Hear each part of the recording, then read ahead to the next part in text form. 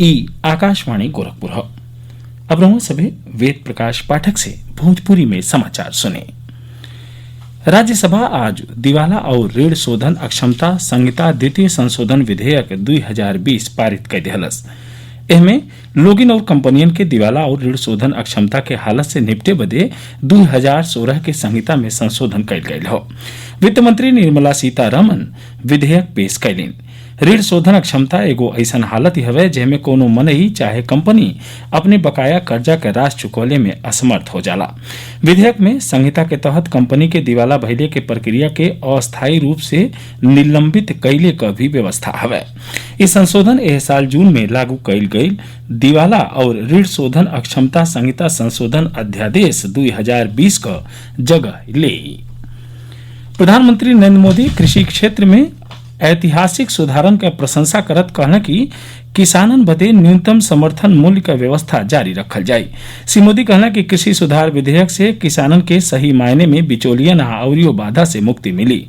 प्रधानमंत्री कहना कि कई गो ताकत नया कानून के बारे में किसानन के भ्रमित कैले के कोशिश में लागल हैं। वहां के कहने कि यह कानून से किसानन के और ताकत मिली और उनके सामने कई गो विकल्प खुल जाये। हमारी सरकार किसानों को एमएसपी के माध्यम से उचित मूल्य दिलाने के लिए प्रतिबद्ध है। पहले भी थे, आज भी हैं, आगे भी रहेंगे। सरकारी खरीद भी पहले की तरह जारी रहेगी। कोई भी व्यक्ति अपना उत्पादन जो भी वो पैदा करता है दुनिया में कहीं भी बेच सकता है, लेकिन एकमात्र केवल मेरे किसान भाई बहनों को इन अधिकारों से वंचित रखा गया था, मजबूर किया गया। अब नए प्रावधान लागू होने के कारण किसान अपनी फसल वो देश के किसी भी बाजार में अपनी मनचाही कीमत पर बेच सकेगा। मुख्यमंत्री योगी आदित्यनाथ कोरोना वायरस के संक्रमण पर नियंत्रण और उपचार के व्यवस्था के औरियो ढेर प्रभावी बनवले के निर्देश दिले हमें।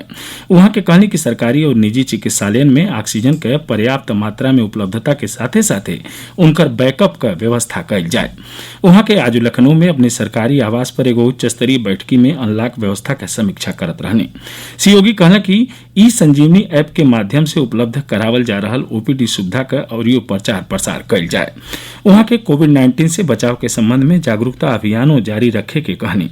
मुख्यमंत्री मेडिकल टेस्टिंग, डोर टू डोर सर्वे और कॉन्टैक्ट ट्रेसिंग के कार्यों के पुरहर सक्रियता से संचालित कैले का निर्देश दिले। वहां के कहनी कि सुनिश्चित कैल जाए कि चिकित्सा और नर्सिंग स्टाफ नियमित राउंड लें और पैरामेडिकल की ओर से मरीजन का गहन देखरेख कैल जाए। मुख्यमंत्री योगी आदित्यनाथ ब्लड कैंसर के बीमारी से जूझ रहल भारतीय प्रौद्योगिकी संस्थान आईआईटी रुड़की के शोध छात्र 27 साल के आशीष दीक्षित के इलाज बदे 10 लाख रुपया का आर्थिक मदद दिले हमें। वहां के चिकित्सकन से छात्र के बेहतर इलाजों कैले के अपील कैले हैं। देश में आज कोविड-19 का अबले सबसे बेसी 95,880 मरीज स्वस्थ भइल हवे। स्वास्थ्य मंत्रालय कहले हवे कि कोविड रोगियन के स्वस्थ भइले के दर बढ़ के 79.28% हो गई हवे। अबले कुल 82 लाख मरीज स्वस्थ हो चुकल हवे। वैश्विक स्तर पर भारत में कोविड-19 से स्वस्थ भइले के दर अमेरिका से बेसी हो गई हो। सक्रिय मामलन के कुल संख्या 10,13,000 हवे। इस समय देश में कोविड से मृत्यु दर 1.61% हवे, जौन विश्व में सबसे कम हवे। पिछला 24 घंटा में 1,247 मरीजन की मौत के सतही मृतकन के संख्या 85,619 हो गई हवे। प्रधानमंत्री नरेंद्र मोदी यह महीना के 27 तारीख के आकाशवाणी पर मन की बात कार्यक्रम में देश विदेश में रह रहल लोगन से अपन विचार साझा करे हैं। मन की बात कार्यक्रम का 69वीं कड़ी हुई। एगो ट्वीट में श्री मोदी कहना कि लोग अपन विचार और सुझाव नमो ऐप चाहे माई जीओवी ओपन फोरम पर भेज सकेला। टोल फ्री नंबर 1800-117800 पर डायल कई के सनेसा रिकॉर्ड करावल जा सकेला। प्रधानमंत्री के सोझे सुझाव देवे बदे 1922 पर मिस्ड कॉल कई के एसएमएस से प्राप्त लिंक पावल जा सकेला।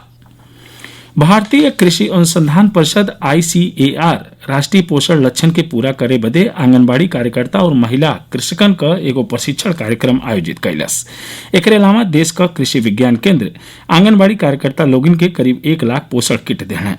महिला खेतिहरन के प्रशिक्षण कार्यक्रम के संबोधित करत केंद्रीय कृषि मंत्री नरेंद्र सिंह तोमर कहना कि सतत विकास के लक्ष्य के हासिल करे खातिर कुपोषण के जड़ से मिटावल जरूरी हो।